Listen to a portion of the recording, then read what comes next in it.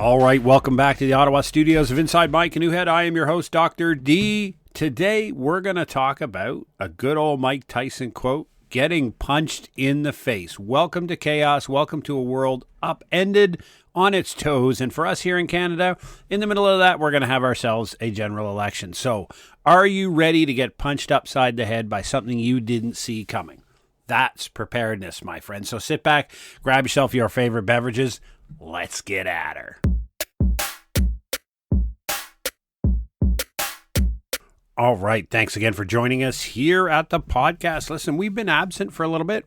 I've been sidelined by having surgery. You get old and things happen. And this is a pretty invasive one. So because of that, I have been very much laying flat and eating and drinking and doing pretty much nothing else with tubes and everything else hanging out of me. But I appreciate your patience in waiting for the podcast to come back. And let's be frank, pretty much everything that we've said in the 320 plus episodes preceding this one holds true. The world is chaotic. It's becoming more chaotic. This was predicted. The current set of clowns, maybe not. But the chaos of the 2020s was very well understood. We knew it was coming. We just weren't certain what it was for. So the idea, the reference to the Mike Tyson quote of getting punched in the face is pretty infamous or famous, depending on how you look at it. And it basically means everybody has a plan until they get punched in the face. The concept is you have a strategy for life. You're doing whatever you're doing. You're after whatever you're after. But have you sat back with your favorite beverage in a calm and peaceful moment in your life and thought about what happens if this doesn't go right? What happens when I get punched upside the head? What happens when I get fired? What happens when the next pandemic occurs? What happens when my house burns down? Those are catastrophic events. You can dial it back a little bit less. What happens if we have a significant recession in Canada, which puts a lot of things at risk? What happens if we have a great amount of government spending that triggers another major inflationary cycle, which requires the Bank of Canada to jack up the interest rates, making my mortgage potentially unaffordable, right? We've seen these things play out once. We saw how everybody, and I think other than a very few individuals, were ready for the pandemic. In other words, they didn't know that the next disruption would be a pandemic. They didn't foresee that, but they knew that something significant could occur. They had taken the time and energy to plan for something significant so that whenever and whatever form that chaotic event took, these individuals were ready to go. And these are people who did exceptionally well in the pandemic, actually likely came out of it wealthier and in a better position than when they entered it.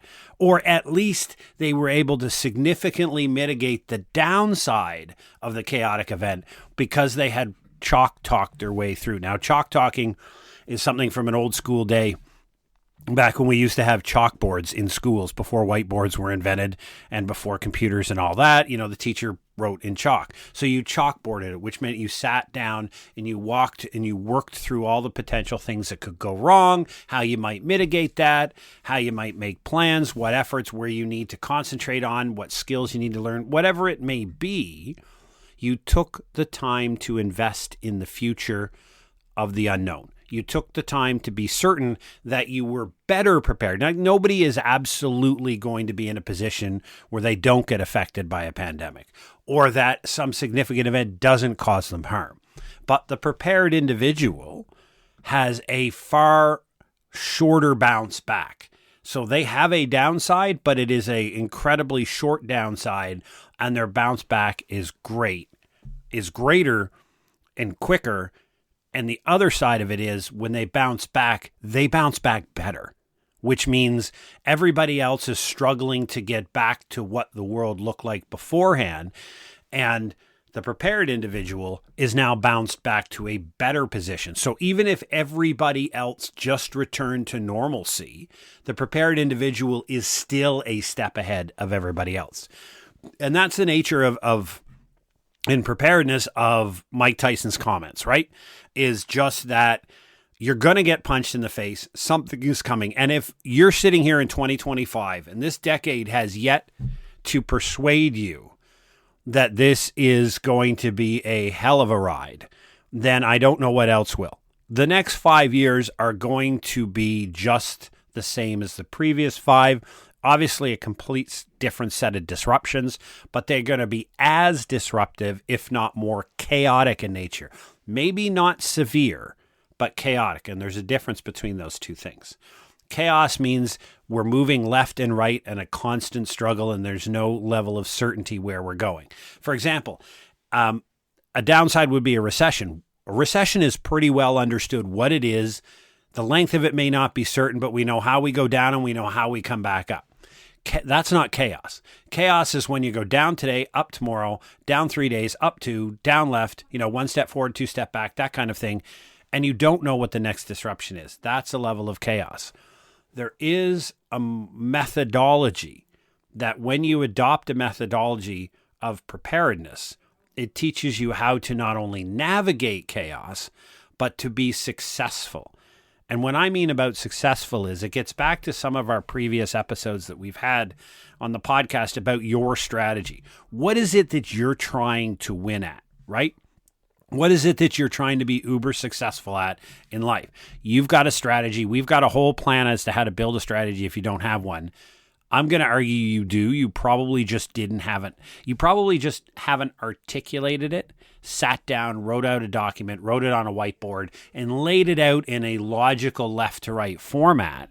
The number's not 0, but there are a few people in this world who just go through the day and figure out what'll happen to them, and they have no idea, no plan, no consistency, nothing, right? If you've signed a rental agreement, you have a strategy plan, because by signing a rental agreement, you intend to live there for a year, right? That's an agreement you've signed. That's a plan. So you do have it. You probably just haven't articulated it, right? So the idea behind it is that you're adopting a prepared life and adopting preparedness.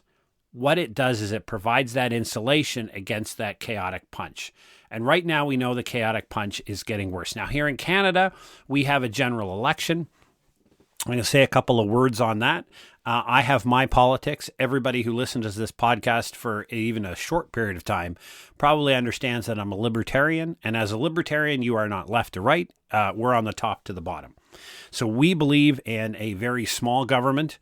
And that government exists to do the things that the individual cannot, like national defense, international trade, airports, things that the individual can't do on their own. Things the individual can do, the government needs to get the hell out of the way of. Now, in general, Libertarian Party of Canada is there. It's not really a presence, let's be fair. So when we look on the spectrum, there's a duty, an obligation, and a responsibility that goes with every right. So you have a right to X. If you believe you have a right to X, then you also have a duty, obligation, and responsibility that goes along with that. We never talk about that. You have a responsibility to the Canadian democracy to cast a vote. Now, you're likely not going to find a candidate that fits everything. In fact, you might vote for somebody that you don't like their personality, but their policies are what you look. Your responsibility, your duty is to vote, and your responsibility is to make an informed decision. So it's making the best of the choices that are presented, not the best choice. So if your riding has 11 candidates, you look at all 11 and you decide which one best represents what you find important. Now, I'll give you a prime example. During the last provincial election here in Ontario, my sister lives in a city, and she had a very specific idea. She had a very specific issue that mattered to her. And so most people would look at it and, they say, like, that's inconsequential. It doesn't matter. But to her, in her world, it mattered. So this was her ballot question. She then called the 3 main parties that were running to try to ask them what their ideas were on it. And based upon the responses she got, she cast her vote. Does that mean she thinks that if she voted NDP, that Merritt Stiles, the head of the NDP in Ontario, was the best premier? No, She was simply voting on the issue that mattered to her. And I've explained this to my kids as they were growing up, and especially when I walked them to their first possibility at age 18 of casting a vote in any election. And everybody in this family votes in all municipal, all federal, and all provincial elections, is that you find something that matters to you, something you care about. Look at what the platforms, look at what the politicians are saying about the issue. Find the one that matters to you, that fulfills what you think is important in that area, and vote for that person. That's an informed choice, right? It may be a local issue. It may be an issue that has really nothing to do with what most other people think. It doesn't matter. It's about making an informed choice. So my plea to my fellow Canadians is to make an informed choice. You're choosing the best of the options presented. You are likely never going to find a party or candidate that fits everything you want, and you're going to cast a vote. I get a say in a democracy. I don't get the final say. That's the brilliance and the downside of being in a democracy, is I get to have my vote counted, and subsequently I have to therefore accept the outcome of my colleague, of my peers, of my countrymen. When the country of Canada casts its ballot on the 28th of April, and we have that general election and we elect our next prime minister, they are the person that we as a collective country have chosen to elect. Even if I didn't vote for them, they're still the people that my fellow country citizens got down and decided that this is who they wanted to lead. I have two options in that case, right? I have the option to stay, or I have the option to go. And when I stay, I have the option to change how I do business operations, change how I do various different things in accordance with to fit with the policies. Getting punched in the face also means losing your political mind. And let me offer you this. Here in Canada, we really have two parties that are running. There's other ones, but they're largely inconsequential. We have the Liberal Party of Canada, and we have the Conservative Party of Canada. Now, there are generally four possible outcomes. A majority for the Conservatives, a majority for the Liberals, a minority for the Liberals, and a minority for the Conservatives.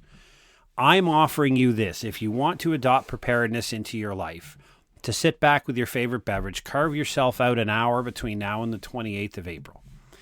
Ignore the polls, because right now polls will tell you whatever. I don't care. There's only one poll that matters. What does your world look like based upon the policy platform that's presented if the Conservatives win a majority? Which means in the Canadian parliamentary system, we don't have dictators. But in the Canadian parliamentary system, when you have a majority government, you essentially have a dictatorship. You can pretty much do whatever it is you want, and there's nothing anybody can do to stop you until the next election, which by our Constitution is every 5 years. So look at what the Liberal platform is and look at what the Conservative platform is, and then look at it through the lens of your life. How are you living your life? How are you running your business? How are you integrating with the world around you? And look at their platforms. And does anything if they do what they say they're going to do, will it have a consequential impact on how you choose to live your life and how you choose to run your business? And if the answer is no, fair enough. I'd look a little deeper, because they both have policies that I run an online digital education and research firm. Right? I do have some contractual arrangements that are international and some that cross the U.S. border. I'm affected by international policy. It matters what these two parties do, because if they follow through with what's in their platform, as I understand it now, and this will develop as ideas are released throughout the platform, throughout the campaign, I have to be ready for either one of those to be implemented in full, without question and without a check and balance. Because remember, we don't have a check and balance in the Canadian parliamentary system. Our Senate is appointed, which it is our system. There's nothing wrong with it. A Senate may take a bill and send it back to the House of Commons for review, because they've added some amendments to it. Whatever comes back to the Senate the second time. By parliamentary practice in a Canadian system, the Senate simply passes. Because the House of Commons is the elected body, it's the people's will. So the Senate will do an investigation. They will take their time. They'll make important amendments, and they'll send it back saying, we think you need to amend the bill. Whatever the House of Commons does to make those changes, delete them, or just send back the very same bill to the Senate that they did the first time, the Senate will pass.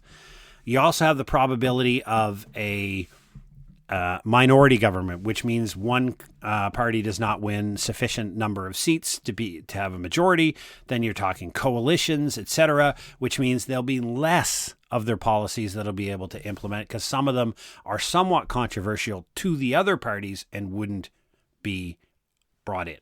The point here is, look at how you live your life. Look at how you're planning to run your life. Look at your business and decide if any of those 4 possible outcomes happen, will it significantly impact? And if it does, now is the time for you to determine what that looks like. What do you have to do? What plans do you have to make? What changes do you have to integrate into your business strategy to be prepared, so that when on election night they declare a conservative majority or a liberal majority, you're like, all right, implement plan B, and off you go, and it's launched. And then you're not reacting, you're proactive. Being successful in preparedness is all about being proactive, being ready for the unknown. You don't necessarily need to know what the unknown is. You just know that you're going to be going into a chaotic environment and that it could be consequential. So that's the political side, and I'll leave that. Probably talk more later in the podcast about political implications. But we're in a very disruptive decade politics on the international rule. What people would used to think of an international rules-based order, which we know that there never was an international rules-based order. It was simply just a world order protected by the U.S. military, which allowed people to do whatever they wanted because the U.S. military protected everybody from everything. Now that that's gone away with the cult of personalities, that's changing. So you didn't have a global based on a rules-based order. You simply had a big gun pointing at everybody and telling them a certain way to do things. And now that's been removed, we have a lot of changes in international relationships, right? So how does that look for you? What does that look like for you, and how might that affect you?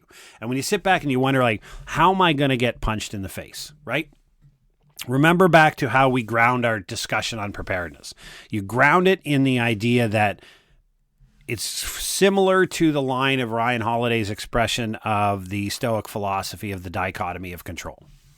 That you can only control what you say and what you do, and you literally have to accept through amor fati, which literally means love fate. You have to accept that things happening to you are outside or beyond your control. You don't have to like them. You don't have to enjoy them. You don't have to agree with them, but you have to think about what could possibly happen. For example, what if there were digital changes to the digital currency internationally? What I mean by that is I can move digital money around the world pretty quickly, pretty easily.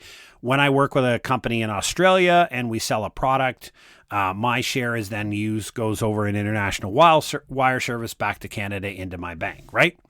I have collaborations with companies in the United States to do the same thing. Somebody's international rules can change. The SWIFT banking rules of the U.S. can change, which may influence how I get my money. How do I get my money out of Amazon.com for book sales? How do I get money out of other American companies? The point of it is that if you think about your business and you think about your life, there are a lot of little areas that could become exceptionally disruptive due to decisions that are beyond your control. If they go ahead and they change the international banking system to put some type of tariff on the movement of money or something along that lines, I can't tell them it's a bad idea, don't do it, and I disagree with it. I simply have to understand, okay, now, how do I continue selling international? Do I change how I'm doing things? Do things move around? These are all decisions that I have to make. It's about understanding how you're exposed and how your business and how your life is exposed to risk, right? It's about understanding your risk exposure, your risk mitigation strategy, and what you can do and what you cannot do. It's basically understanding that the world is a chaotic freaking mess. It's coming at you from different fields. How are you going to address it? We've talked in the past about you and your family and the people that you love and you're responsible and you care for, right? You having a shelter-in-place plan and an evacuation plan. And we've also talked about your trifecta of preparedness plan, the third one being for when you lose your income. I call it getting fired. What if your income ceases tomorrow, right? What happens if you get fired tomorrow? What happens if you lose your residence tomorrow? Those are two big impactful events that the probability of it happening is exceptionally low, but it's not zero. So have that plan. Understand what you plan to do. Understand how you move forward. And there's a couple of quick strategies that will close out this episode on. Number one is understand your number one risk transfer opportunity in life is insurance, right? And we've seen a bunch of insurance changes that have happened in the United States of America due to disaster risk exposure, where policies are not being rewritten, or policies are being abandoned, or the costs and premiums are so high that people can't afford it. Understand intimately exactly what your insurance covers. Don't presume that you will understand. Don't presume that you're in a position to negotiate with your insurance company once an event occurs. Insurance policies are very articulate and specific about exactly what it is you are required to do and what exactly the insurance company is required to do and exactly how that follows. If you don't know the step-by-step process of what you're expected to do when you lose your house to some calamity, or you have to imagine if you had to evacuate from your house for a period of 2 weeks due to an industrial gas explosion and a pollution of the air. What are you going to do? What's your plan, right? What's your plan? What does your insurance cover? What it doesn't cover? Trying to ask those questions to your insurance agent after the event occurs is illogical. Absolutely illogical. Know ahead of time. How much if you have to go into alternate residence for a period of time where you live right now, how much does your insurance company cover? Who knows? The point being is that that's number one. Number two, I'm going to talk from a personal experience, is your health. Having spent the last a couple of days in the hospital post-surgery and having spent the last week pretty much laid flat out trying to recover, it is a great phrase that I heard from an imam, Muslim imam, not too far from my home. And it was basically along the lines of, you have 100 problems until you have a health problem, and then you have one problem. When your health is significantly in question, I've done a lot of reflection over the last week, a lot of thinking about where I want to take things in my life. Taking care of your health is probably the number one thing that you can do to make yourself better prepared.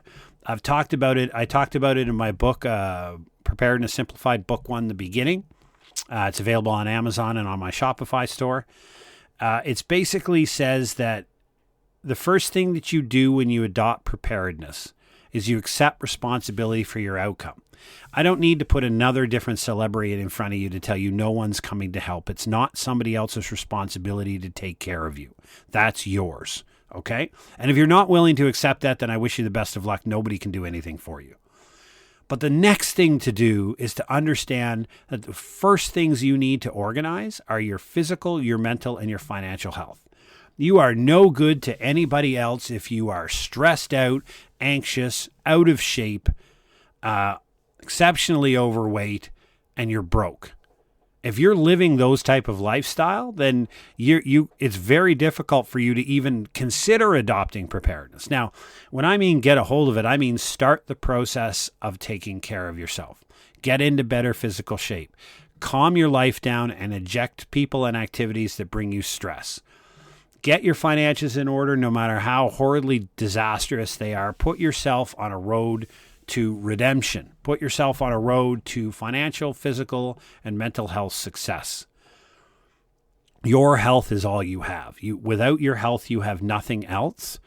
And when I'm laying in the hospital bed post-surgery, staring up at the ceiling and just thinking about what I thought I knew, thinking about what I thought my future would look like, and realizing that that's not really the way it's going to go and that I need to make some significant changes, it's a pretty impactful thing.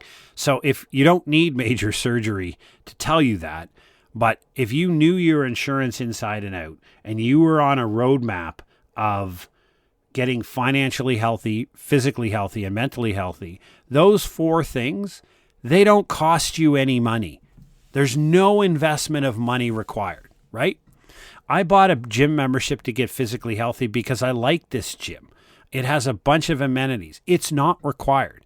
I could go out and walk for a half an hour a day. I can do body weight exercises. I can get in shape without spending any money. I can calm my mental health down without spending any money. And I've got strategies in the book that talk about, things like clearing your calendar, firing toxic people, and actually going through the process of listing everything in your life that causes you stress on one whiteboard so you can have a look at it. And those things are all free. And then eating well, getting sleep, decent level of exercise. These are all things that are free of charge or no change to what you're spending now, but they will exponentially change your life and make you better positioned to challenge the chaos that's coming. Mike Tyson was not wrong. We are going to get punched in the face repeatedly for the rest of this decade. It's going to get more chaotic. We're going to have significant events that are going to continue to occur. What is it that you need to do so that the next time a significant disruptive event happens, be it a pandemic, a massive recession, a global conflict breaks out, whatever it may be, are you prepared to navigate that? Do you have a strategy to deal with it? And if not, are you willing to commit to build that? And it's free. Preparedness doesn't cost you any money. It takes an investment of time and energy. Now, I have a book, a $7 ebook, my friends. The new edition is coming out in a couple of months, and it will go up to near $25 because there's a bunch of new stuff in it. But right now, it's available on my Shopify store and Amazon for $7. And it lays out the exact processes that you need to follow to adopt a prepared life. It's really, really simple. It's not that challenging, right? It is an effort. It is a time effort, and it is a bit of personal concentration effort, but there's no money involved whatsoever. You can't buy your way to preparedness. You can't stockpile your way to preparedness. Preparedness is a mindset, and preparedness is where the response fight is won. Your ability to fight through disaster and chaos is not your skills at the time. It's all the work that you've done pre-bang. So thanks again for your patience. My apologies for the little bit shorter episode, but energy levels are still pretty low as we recover. Thank you for your best wishes for those that follow me on different platforms. We will be back up and running mid-April. We'll be back up to our regular production level, to our video production. Yeah, I don't look great for video right now.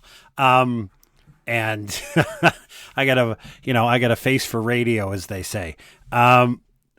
We're going to be back up and running in mid-April, have everything back up online, get the writing back down, and start to continue to bring yourself great value. There's something I'm very much interested in as a follower of this podcast, and I would love you to sit back and send me a line at jeff@preparednesslabs.ca or DM me on any of our social media. I want to know what it is that most concerns you. You know, that old thing of what keeps you up at night. I'm interested to find out. If you have the time, drop me a line. Drop over to our website, insidemycanoehead.ca. It is switching over to a new website server on or about the 4th of April. So it may be down for a short period of time, up to a week, as I get that set up on the new server. As you might have known, preparednesslabs.ca is now a Shopify store. That change was made. Unfortunate timing sucks sometimes. Right before I went down for count and then had to be booked for surgery, And as a result of that, it looks a little anemic right now at the website. Yes, that will be changed in the fullness of time as we regain our strength and get back at her. But the end result is we are bringing our company in line with our Canadian beliefs. We have moved to our Shopify, a Canadian company. We've put everything on there on a Canadian platform. We remain .ca because I am committed to Canada, this country that I served for 28 years in the Army and a country I believe in. We are elbows up. We are good to go. Thank you for listening to us this week at Inside My Canoe Head. Take care and stay safe.